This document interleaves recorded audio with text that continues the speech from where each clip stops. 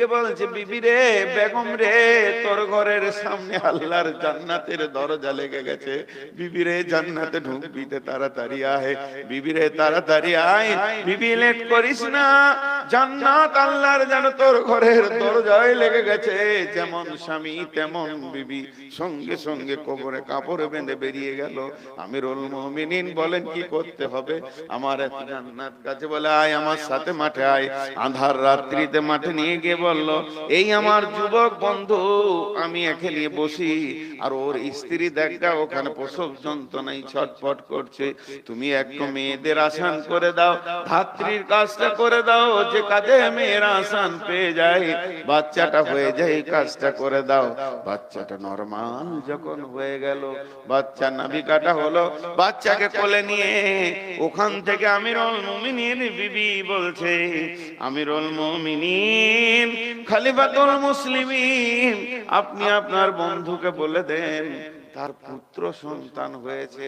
যখনই আওয়াজটা এলো, আমিরুল মুমিনিন যুবকটা এমনি করে তাকিয়ে দেখছে, ইনি নাকি উমার, যার নাম শুনেছি সেই উমার, আমিরুল মুমিনিন খলিফাতুল মুসলিমিন। তাই তিনি বলছেন, কবি বলছেন, সাইমম জ্বরে পড়েছে কুটির, তুমি তো পরনি নুয়ে, খেজুর পাতার পোশাক তোমার বারে বারে গিয়েছে ক্ষয়ে, তোমার শাসন এত মজবুত ছিল, তুমি কত কোমল নরম দিলের মানুষ, ধাত্রী কাজে নিজের বিবিকে লাগালে, কিন্তু আবার একদিকে ছেলেকে শাসন করেছো, একটা করার আগে ছেলেকে ছেড়ে দাওনি, তোমার শাসন এত মজবুত, তুমি এত মজবুত মানুষ। সেই উমার লোক পাঠিয়েছে জেরুজালেমে, আর রাষ্ট্রদূত চিঠি নিয়ে চলে এলো জেরুজালেম থেকে। আমিরুল মুমিনিন খলিফাতুল মুসলিমিন, এটা আমাদের দেশের চিঠি পড়েন, চিঠিটা এমনি করে চোখ লাগিয়ে বলছে, আচ্ছা আমাকে ডাকা হয়েছে সেই দেশে, হ্যাঁ আমি সৈন্য পাঠিয়েছি সেখানে আল্লাহর দ্বীনকে প্রচার করতে, তাদেরকে কেল্লায় ঘুরে অবরোধ করা হয়েছে, তার জন্য আমাকে সেখানে ডাকা হয়েছে। আমিরুল মুমিনিন বুঝে নিলেন যে আমাকে সেখানে ডাকা হয়েছে। আহা, আমাকে ডাকা হয়েছে এই কথা যখন বুঝে নিলেন, আমিরুল মুমিনিন কি বলছেন? আসলামা, আসলামা। আসলামাটা কে? আসলামাটা হচ্ছে রাজ কোষাগার থেকে, রাজ ভান্ডার থেকে ওকে একটা খাদিম দেওয়া হয়েছিল, একটা লোক প্রধানমন্ত্রীর সঙ্গে থাকবে, মাত্র একটা লোক, তার নাম আসলামা। আসলামা যেই ডেকেছে এসে বলছে, সালাম আলাইকুম। আমিরুল মুমিনিন আদেশ করেন, একটা উট রেডি করো, জেরুজালেম যেতে হবে, এখন দিন ইসলামের জন্য জেরুজালেম যেতে হবে, একটা উট রেডি করো। আসলামা উটটাকে এমনি করে সাজিয়ে নিয়ে এলো, যেই গেটে দাঁড়ালো, খলিফা উমার উঠে চেপে গেলেন, বিরতিহীন চলতে শুরু করলেন। কবি নজরুল বলছে, হেরি পশ্চাতে চাহি, তুমি চলিয়াছ রৌদ্র দগ্ধ দূর মরু পথ বহি, জেরুজালেমের কেল্লা যেতায় আছে অবরোধ করি, বীর মুসলিম সেনা দল তব বহুদিন মাস ধরি, দুর্গের দ্বার খুলিবে তারা, বলেছে শত্রু শেষে, উমার যদি গো সন্ধিপত্রে স্বাক্ষর দেয় এসে, হাইরে আদের ধারার মালিক আমিরুল মুমিনিন, শুনেছে খবরই একা একে উঠে চলেছে বিরতিহীন, সাহারা মরুর ঊর্ধ্ব, সাহারা পাড়াইয়ে ঝুলিতে দুখানা শুকনো খুবজ রুটি, সাহারা পাড়াইয়ে ঝুলিতে দুখানা শুকনো খুবজ রুটি, একই মশকে এতটুকু পানি, খোরমা 2-3 মুঠি, প্রহরী বিহীন সম্রাট চলে, একা উঠে চোরি, চলেছে মাত্র একটা গোলাম, উটের রশি দড়ি, মরুর ঊর্ধ্ব আকাশে সূর্য আগুন বৃষ্টি করে, মরুর ঊর্ধ্ব আকাশে সূর্য আগুন বৃষ্টি করে, সেই সে আগুন তাতে খৈসম ফুটে বালুকার মরু পরে, কিছু দূর যেতে উঠ হতে নামি, কহিল গোলামের ভাই, কিছু দূর যেতে উঠ হতে নামি, কহিল গোলামের ভাই, পেরেশান বড় হইয়াছে চলিয়া, এইবার আমি যাই, মরুর ঊর্ধ্ব আকাশে, মরুর ঊর্ধ্ব আকাশে আগুন, পেরেশান বড় হইয়াছে চলিয়া, এইবার আমি যাই, উটের রশি ধরিয়া অগ্রে উঠে বসো উঠে, তপ্ত বালুতে চলে যে চরণে রক্ত উঠেছে ফুটে। গোলাম দুই হাত ধরে চুমি, গোলাম দুই হাত ধরে চুমি, কাঁদিয়া কহিল উমার এখন আদেশ করেন কেমনে আপনি। গোলাম রহিবে উটের পিঠে আরাম করিয়া বসি, আর হেঁটে যাবে খলিফা উমর ধরিয়া উটের রশি। খলিফা দেখছে আমি যদি গম্ভীর হয়ে থাকি উঠে চাপতে পারবে না, তাই খলিফা ফিক করে হেসে দিয়ে বলছে, খলিফা হাসিয়া বলে, তুমি জিতে গিয়ে বড় হতে চাও ভাই রে এমনই চলে। রোজ কিয়ামতে আল্লাহ যেদিন বলিবে উমার রে, করিনি খলিফা মুসলিম জাহানের তরে সুখ করে তোরে। কি জবাব দিব কি করিয়া মুখ দেখাবো রসুলের ভাই, আমি তোমাদের প্রতিনিধি মাত্র মোর অধিকার নাই। আরামে সুখের মানুষ হইয়া মানুষের নিতে সেবা, ইসলাম বলে সকলে সমান কে বড় ক্ষুদ্র কে বা। গোলাম চড়িল উটের পিঠে উমার ধরিল রশি, মানুষের স্বর্গে তুলিয়া ধরিয়া ধুলাই নামলে শশী। জর্দান নদী হও যবে পার শত্রুরা কয়ে হাকি, যার নামে কাঁপে অর্ধ পৃথিবী সেই উমার নাকি। এবার পালাক্রমে চলছে চলছে, একবার গোলাম একবার উমার, একবার গোলাম একবার উমার। যেতে যেতে যেতে যেতে জর্দান নদীটা যখনই পার হয়ে যাবে, ওই পারটা জেরুজালেম। ওরা সংবাদ পেয়ে গেছে গোয়েন্দা মারফতে, 18 লক্ষ বর্গ মাইলের বাদশা আসছে আমাদের দেশে। এই খবর শোনার সঙ্গে সঙ্গে প্রাইম মিনিস্টার কয়েকজন সৈন্যকে পাঠিয়ে দিয়েছে, কোম্পানি মেজরকে পাঠিয়ে দিয়েছে। তাকে তোমরা স্যালুট করবে, সম্মান জানাবে, সুস্বাগতম দিয়ে নিয়ে আসবে, যেন এতটুকু ত্রুটি না হয়ে যায়। বিশাল সাম্রাজ্যের মালিক, এইটুকু যেন ত্রুটি না হয়, মান সম্মানে না লেগে যায়। এইভাবে তোমরা স্যালুট দিয়ে আমাদের দেশে নিয়ে আসবে। এই বলে যখন কোম্পানি মেজর সেখানে পৌঁছালো, আবার পালাক্রমে চলছে, কে জানে কে জানে এ খবর কে জানে, পালা চলছে ওদের ভিতরে। এখন জর্দান নদী যখন পার হচ্ছে, উমারের পালা পড়ে গেছে, উটের লাগাম ধরে হাঁটবে। আর আসলামা উমারের গোলামকে উটের উপরে যেতে হবে। উমারের গোলাম উঠে চেপে আছে, উমার লাগাম ধরে নদী পার করেছে। এমন সময় কোম্পানি মেজর একটা স্যালুট মেরে দিয়ে বলছে, আদব নেহেন জাহাপনা, হোশামদিদ সুসংবাদ, আমাদের দেশে আসার জন্য আমরা ধন্য হলাম, আমাদের দেশে মাটিতে পা দেওয়ার জন্য আমরা ধন্য হলাম। যখন এই কথা বলেছে, আসলামা উটের উপরে ঝরঝর করে কেঁদে ফেলেছে। কাঁদতে কাঁদতে বলছে, আমাকে কেউ স্যালুট দেবেন না, আমাকে কেউ স্যালুট জানাবেন না, আমাকে কেউ ধন্যবাদ দেবেন না। আমি হলাম আসলামা উমারের খাদিম মাত্র, যিনি লাগাম ধরে হাঁটছেন ইনি হটেন 22 লক্ষ বর্গ মাইলের বাদশা, খলিফাতুল মুসলিমিন, আমিরুল মুমিনিন হযরত উমর। কোম্পানি মেজর তো অবাক, কি ব্যাপার, উমর উটের লাগাম ধরে হাঁটছে, এটা কোন মানুষ, এটা কি জিনিস দেখলাম? বাদশা দেখেছি, রাজা দেখেছি, মন্ত্রী দেখেছি, এরকম পূর্ণাঙ্গ মানুষ দেখিনি, দেখে তো অবাক লাগে। বন্ধুরা আমার, হযরত উমর দেখিয়ে দিলেন, আমি তো জেরক্স কপি, অরিজিনাল কপির নাম হচ্ছে হযরত মুহাম্মদ সাল্লাল্লাহু আলাইহি ওয়াসাল্লাম। কোম্পানি মেজর নিয়ে গেল, গির্জা ঘরে গিয়ে উঠলো। আপসের মধ্যে কথা চলতে চলতে চলতে চলতে চলতে হযরত উমর সময়টা দেখে বললেন পুরোহিতকে, আমাকে দেখ 2 মিনিট ছেড়ে দেন। বলে কেন, কি করবেন 2 মিনিটের জন্য? বলে নামাজের টাইম হয়ে গেছে, গির্জার বাইরে ফাঁকা জায়গায় 2 রাকাত নামাজ পড়ে চলে আসি কসরের। তখন এই পুরোহিত বলছে, আমাদের আগে নেই গির্জায় পড়লে নামাজ হবে নাকি কবুল আল্লাহর দরগায়? আমাদের গির্জাটা তো পবিত্র, এখানে নামাজটা পড়লেন তাহলে কবুল হবে নাকি আল্লাহর দরগায়? হযরত উমর বললেন, না, এর জন্য নয়, আমার সৈন্য সংখ্যা এত বেশি, সামাল দেওয়া কঠিন হয়ে যাবে। আমি যদি গির্জাতে নামাজ পড়ে নি, তাহলে ওরা ভেবে নেবে জেরুজালেম জয় হয়ে গেল, আর গির্জাকে ভেঙে মসজিদ বানিয়ে দিতে হবে, সামালা কঠিন হয়ে যাবে, হইচই লেগে যাবে। নহে কই ইসলামে ধর্ম, নহে যে আল্লাহর বিধান, করো গির্জারে মন্দিরে ভেঙে মসজিদে মুসলমান। মসজিদ বানাতে গেলে গির্জা ভেঙে মসজিদ হবে না, মন্দির ভেঙে মসজিদ হবে না, ইভেন কোন মুসলমানের জায়গা জবরদস্তি নিয়ে মসজিদ হবে না। লোক বলে রাম মন্দিরকে মসজিদ করেছে, এটা একটা বাচ্চা ছেলেও মুসলমানের বাচ্চা জানে জবরদস্তি জায়গাতে মসজিদ হবে না।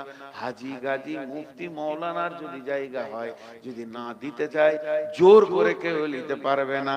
এই কথাটা যখনই উমার বলে দিলেন, গির্জার পুরোহিত বললেন তবে কেন আর হইব বাকি, সামনের তরে সপ্রভুরে সবাই হইব দাখিল ইসলামের ভিতরে। উমার তুমি হাতটা বাড়িয়ে দাও।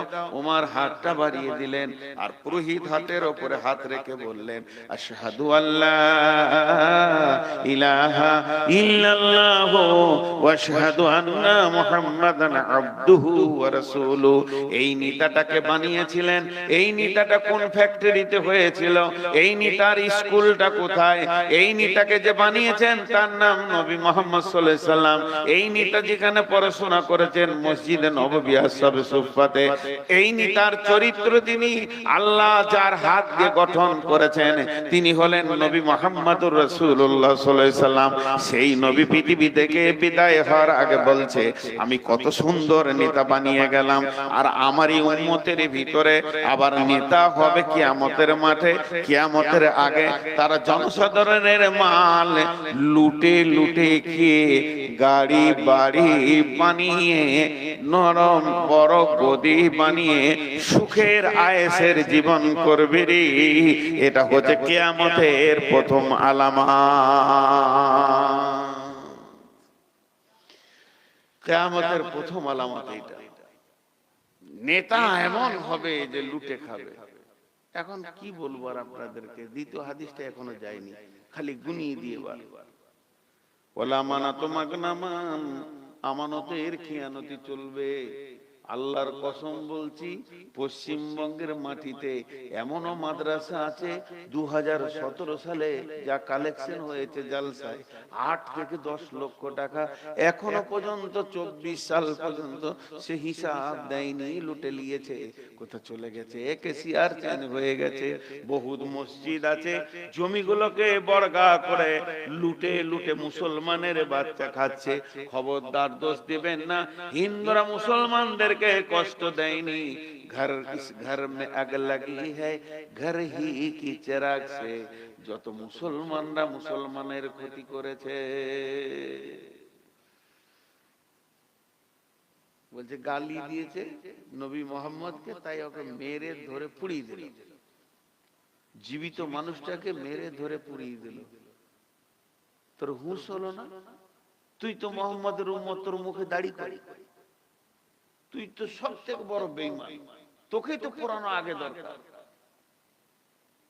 আল্লাহ রাসূল একটা হাদিস বলেছেন, সেই হাদিস যে আমার ইচ্ছা, আমার মনের ইচ্ছা, ভাষাটাই বলেছেন, আমার মনে ইচ্ছা হচ্ছে একদল যুবককে ডাকি আর লোকড়ি জোগাড় করে ওদের ঘরগুলোকে জ্বালিয়ে পুড়িয়ে শেষ করে দিই, যারা আজান শোনার পর বাড়িতে নামাজ পড়ে। তার মানে বেনামাজি নয়, নামাজ পড়ে, মসজিদ যায় না, এই অপরাধের ঘরটা জ্বালিয়ে দিই। রাসূলের ইচ্ছা। এখন যারা নামাজ পড়ে না তাদের ঘরে যদি সরকার ভেঙে দেয় কি অন্যায় করবে? আজকে আল্লাহ রাসূল যদি এই গদিতে বসে থাকতেন, ওমর যদি গদিতে বসে থাকতেন, প্রথম পিঠের চামড়া আমার উঠতো, আমার চামড়াটা আগে তুলতো। কোথায় পেলি এরকম জালসা করা? কোন শরীয়তে পেলি এরকম স্টেজ হবে, সভাপতি থাকবে যে জালসা করা? তারপরে টাকা লেনদেন আরো কিছু আছে। আর মেয়ে ছেলে সারা রাত জাগিয়ে মেলাতে নিয়েছে, হইচই করে মেলাটাকে তৈরি করে দেয়। কোন মুফতি দুদিন আগে ফতোয়া দিচ্ছে মেলা জায়েজ আছে? ওটা মেলার মাল, মেলার রাতি ওটা হয়েছে বলেই ফতোয়া মুখ মারছে যে মেলা জায়েজ আছে। এগুলো সব চামড়া চলে যেত, আমাদের কারো থাকতো না। আমরা যে অবস্থায় দাঁড়িয়ে আছি আজকে, বেঈমান হালাতে দাঁড়িয়ে আছি। আর আমানতের খিয়ানত, যাকাতকে জরিমানা মনে করবে, বিশ্ব নবী দুনিয়া থেকে চলে গেলেন, আবু বকর খলিফা হয়ে প্রথম খলিফা বসলেন। সময় আসলো যাকাত তোলার, যাকাতের ব্যাপারে আবু বকর এলান করে দিলেন। এলান করার পর যাকাত যখন তুলতে যাওয়া হচ্ছে, কেউ বলছে আর নবীজি বেঁচে নাই, যাকাত জমা করে কোনো লাভ নাই, নিজের নিজের খরচা করে দাও, যাকাত নিজের নিজের দান করে দাও।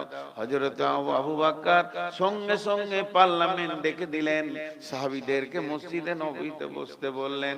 উনি লেকচার দিলেন যাকাতের উপরে।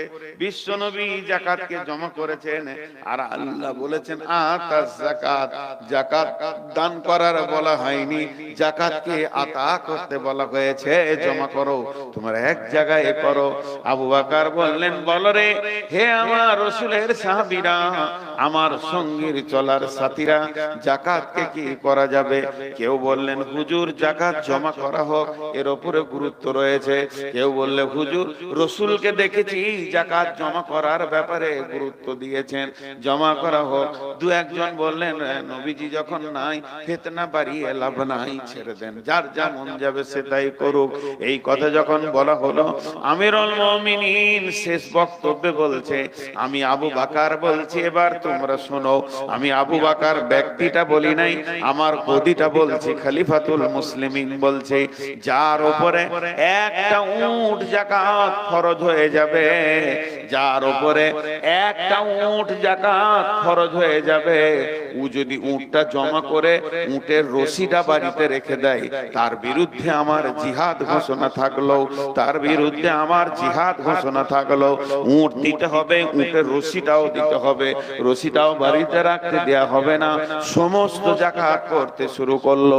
আল্লাহর নবী যখন যাকাত জমা করতে লাগলেন, একজন সাহাবীকে বললেন, তুমি যাকাতের দায়িত্বটা নাও, যাকাত গুলো ঠিক মতো উঠছে কিনা তুমি লক্ষ্য করবে। যাকাত ঠিক মতো উঠতে শুরু করে নাই, যাকাতে যেন ঢিলা রয়েছে। এই ঢিলা থাকার কারণে আল্লাহর নবী যাকাতের জায়গাটাকে চেঞ্জ করে দিয়ে বললেন, আগামীতে এই যাকাতের দায়িত্ব থাকবে হযরত উমরের। উমরের দায়িত্ব যখন পড়ে গেল, উমর যাকাতের সময় এলো, জামে মসজিদে দাঁড়িয়ে উমর বলে দিলেন, যাকাত যাদের যাদের ফরজ হয়ে গেছে, যাকাত যাদের যাদের ফরজ হয়ে গেছে, যাকাত যাদের যাদের ফরজ হয়ে গেছে, আজ শুক্রবার থেকে নিয়ে সামনে শুক্রবার পর্যন্ত 7 দিন টাইম দিলাম, নিজের নিজের যাকাতকে হিসাব করে মালটা মসজিদে নববীতে তুমি পৌঁছিয়ে দিয়ে তোমার নামটা কেটে লাও। আর যদি সামনে শুক্রবারের পরে শনিবার যাকাত তুলতে হয়, আমি উমর তলোয়ার নিয়ে বের হব, কার গর্দন থাকবে কার থাকবে না এ বিষয়ে আমার বিবেচনা থাকবে না। সব যাকাত হুর হুর করে পড়ে গেল। যাকাত এতটা গুরুত্বপূর্ণ বিষয়, এখন মুসলমানরা যাকাত হারিয়ে পঙ্গু হয়ে গেছে। আজকে সেই যাকাতের ব্যাংকটাকে যদি ধরে রাখা যেত, গোটা ভারতবর্ষটা মুসলমানরা টাকার বিনিময়ে কিনে নিতে পারত। কিন্তু আল্লাহর রাসূল মুসলমানদের যে মেরুদণ্ড তৈরি করে চলে গেল, এই হাটটা ভেঙে শেষ হয়ে গেছে। আফসোস করে নবীজি বলছেন, নেতা হবে চোর আর আমানতদার হবে খিয়ানত করনেওয়ালা, যাকাত দেনেওয়ালা হবে জরিমানা দেনেওয়ালা। এগুলো কিয়ামতের আগে হবে রে। আতার রাসূল উমরাতাহ, মেয়েদের পেছনে পেছনে পুরুষেরা ঘুরবে, কুকুরের মতো ঘুরবে। আজকে মেলাতে যদি খেয়াল করে দেখতেন, পুরুষের পেছনে মেয়ে ছিল না, মেয়েদের পেছনে পুরুষ ছিল। যারা জালসার আসল মজাটা লুটতে এসেছিল, তাদেরকে প্যান্ডেলে ঢুকতে হয়নি, তাদেরকে এখানে বক্তব্য শুনতে হয়নি, তারা তাদের মজা লুটে নিয়ে চলে গেছে। যে মেয়েরা লুচ্চি ছিল, যে ছেলেরা লুচ্চা ছিল, এইরা মেয়েদের পেছনে ঘুরেছে। নবীজি বলছে, যেখানেই গ্যাদারিং হবে, হাটে বাজারে মার্কেটে যেখানেই ভিড় হবে, দেখতে পাবে পাবে মেয়েদের পেছনে পুরুষ লেগে আছে। আতার রাজুল উমরাতাহু আক্কা উম্মাহু, মাকে ধমকে কথা বলবে, বুড়ি মা, আদরিনী মা, ছেলের মুখে দুটি আদরের কথা শুনতে পাবে না। মাকে বলবে না জি মা কি বলছে মা, মা মা আমার বলো, মা মা তোমার কথা বলো আমি শুনবো, এরকম ভক্তি করে কথা বলবে না, বরং শিরকে কথা বলবে। আল্লাহ বলছেন আলা তানহারহুমা ওয়াকুল লাহুমা কাওলান কারীমা, তাদেরকে তুমি খবরদার ধমকাবে না। মাকে ধমকে কথা বলবে, বাপকে ছেড়কে কথা বলবে, আদনা সাদিকাহু, বন্ধুকে আপন আত্মীয় বানাবে, বন্ধুকে আপন আত্মীয় বানিয়ে আনন্দ উপভোগ করবে। আমার বেটার যদি বিয়ে হয় আর এখানে যদি প্যান্ডেলে খাওয়া দাওয়া হয়, আর মিষ্টির বালতি কার হাতে? আমার বেটার বন্ধুর হাতে। মিষ্টির বালতি কার হাতে? মাংসর বালতি কার হাতে? আর পরজির বালতি কার হাতে? সব যেন বেটার বন্ধুরা দরাদরি করছে, তার বউকে দেখছে, আনন্দ লিছে, হইচই চলছে। আমার নিজের রক্তের ভাতিজা একদম গাছতলায় বসে বসে ডাকলে দুটি খেছে নাই, খেছে না। রক্তের আত্মীয়র কোনো মূল্য থাকবে না, বন্ধুকে নিকট আত্মীয় বানাবে। আদনা সাদিকাহু আকসা আবাহু জাহারাতিল আতআতু ফিল মাসাজিদে, মসজিদে জোরে জোরে জোরে জোরে জোরে জোরে গল্প করবে, মসজিদকে আড্ডা খানা বানাবে। মসজিদটা এমন হইচই শুরু হয়ে যাবে, মার্কেটের মতো বড় বড় মুরব্বি লোক মসজিদে গল্প করবে। সাদাল কাবিলাতা ফাসিকুহুম, সাদাল কাবিলাতা ফাসিকুহুম, সাদাল কাবিলাতা ফাসিকুহুম। এটা এত গুরুত্ব কথা বন্ধুরে, একটু ধ্যান দিয়ে শুনেন। প্রত্যেকটা গ্রামের পঞ্চায়েত মেম্বার হবে লুচ্চা, চরিত্রহীন লুচ্চা। গ্রামে যারা নেতৃত্ব দিবে, গ্রামকে যারা গাইড করবে, তাদের চরিত্রে ঠিক থাকবে না, তারা নিজেরা দুশ্চরিত্র লোক হবে। এমন একটা দিন আসবে রে, চারিদিকে বেঈমানরা ইমানদারদের বিচার করবে। ইনার সঙ্গে আমার দু কথা হয়ে গেছে, উনার সঙ্গে আমার দু কথা হয়ে গেছে, এক পাড়াতে বাস করি, ভাই ভাই হতেই পারে, এটা লজ্জার কথা নয়। এই বিচারটা কে করবে? সেলিমউদ্দিন, কলিমউদ্দিন, ফকিরউদ্দিন, হবিবউদ্দিন, সব কটা লুচ্চা লম্পট মাতাল ভালো লোকের বিচার করবে। আল্লাহর নবী বলছেন এমন একটা জামানা আসবে, গ্রামে নেতৃত্ব দিবে চরিত্রহীন লোক। নিজের 40টা মেয়েকে নষ্ট করেছে, 12টা মেয়ের সাথে সম্পর্ক রাখে, ওই আবার গায়ে রেপ কেসের বিচারের হাকিম হবে। জাইমুল কওমে আরযুলুহুম ওয়া উকরিমার রাজুলু মাখাফাতাস সাররিহি, মানুষ মানুষকে স্যালুট করবে, ভালোবাসা, ভালো আছেন, ভালো আছেন, ভালো আছেন করে কথা বলবে, হেসে হেসে কথা বলবে। কেন না? মারের ভয়ে বড় গুন্ডা ডাকাতকে স্যালুট মারবে। এমন একটা জামানা আসবে রে, এই অবস্থা চলবে। তখন কি ঘটনা ঘটবে শুনে নাও। সূরা বাতিল খুমুর, আমার উম্মত মদের বোতলে পাগল হয়ে যাবে। হাজি ভাই, আপনাদের এলাকার যুবকরা মদ খায় না? যাক আলহামদুলিল্লাহ, শুনে খুশি হলাম যে একজনও খায় না। মুসলমানরা মদ খায় না? বলেন মদ খায়? আল্লাহর নবী বলছেন ফাইন্নাহু রাউসুন কুল্লি ফাহিশাতিন, আর এক জায়গায় আছে ফাইন্নাহু মিফতাহুন নার, যে লোকটা মদের বোতল হাতে নিল সে যেন জাহান্নামের চাবিটা নিল। মদটা যেই খেয়ে নিল জাহান্নামে নিজেই ঢুকে গেল। এবং সমস্ত ফাহিশা কাজের মাথা ফাইন্নাহু রাউসুন কুল্লি ফাহিশাতিন। নবীজি বলেছেন লা তাসরিবানাল খামরা। বিশ্বনবী যখন মেরাজের রাত্রিতে গেলেন, জিবরাইল আমিন একটা ট্রেতে 2 গ্লাস মাল নিয়ে এলেন, দিয়ে বললেন নবীজি গো, এখানে 2টি গ্লাস আপনাকে দেওয়া হয়েছে, একটাতে মদ আছে, একটাতে দুধ আছে, যেটা আপনার মন যাবে আপনাকে ইচ্ছা দেওয়া হয়েছে, স্বেচ্ছায় একটা তুলে নেন আর একটা রেখে দেন। নবীজি দুধের গ্লাসটা তুলে নিলেন, আর দুধের গ্লাসটা যখনই তুলে নিলেন জিবরাইল সঙ্গে সঙ্গে মুখ খুলে বলে দিলেন, ইয়া রাসূলুল্লাহ, আপনার উম্মত বেঁচে গেল, আপনার উম্মত বেঁচে গেল। যদি মদের বোতলটা আপনি তুলে নিতেন, পশ্চিম দিকে সূর্য ওঠা পর্যন্ত উম্মত আর হুঁশ পেত না, মদ নিয়ে পড়ে থাকতো, আপনার উম্মত বেঁচে গেল। বড় দুঃখ লাগে, আল্লাহ আপনার ঘরে গাভী দিয়েছে, গাই দিয়েছে, মধুর দুধগুলো 10 লিটার আপনার ঘরে হয়, সেই দুধগুলো টেনে টেনে টেনে টেনে টেনে টেনে বের করে ওই দুধকে মানে ঘরাতে ভরে নিয়ে চাকুলিয়াতে বিক্রি করে দিলেন। আর দুধের টাকাটা যখনই পকেটে ঢুকলো, সেই টাকাতে এক বোতল মদ খেয়ে নিলেন। মধুর দুধকে বেচে মদ খাই এই উম্মত। আল্লাহর নবী বলছেন, ওয়াসুরিবাতিল খুমর, এমন একটা দিন আসবে রে, আমার উম্মত মদের বোতলে পড়ে যাবে। ওয়ালিবাসুল হারির, রেশমের পোশাক পরবে। সব থেকে বড় দুঃখের বিষয়, লানা হাদিহিল উম্মাতু আউয়ালুহা, এই যুগের উম্মতেরা আগেকার যুগের লোকদেরকে বোকা বলবে।